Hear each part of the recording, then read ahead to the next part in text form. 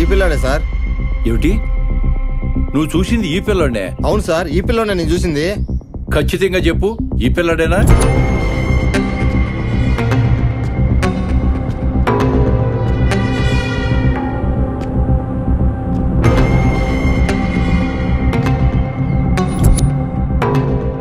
ఖచ్చితంగా చెప్తున్నాను, ఈ పిల్లోనే నేను చూసింది. వాచ్మెన్, ఆఖరిసారి అడుగుతున్నా, నువ్వు ఈ కుర్రోడ్నే చూసావా? సార్ ఎన్నిసార్లు చెప్పాలి సార్, నేను చూసింది ఈ పిల్లోనే సార్.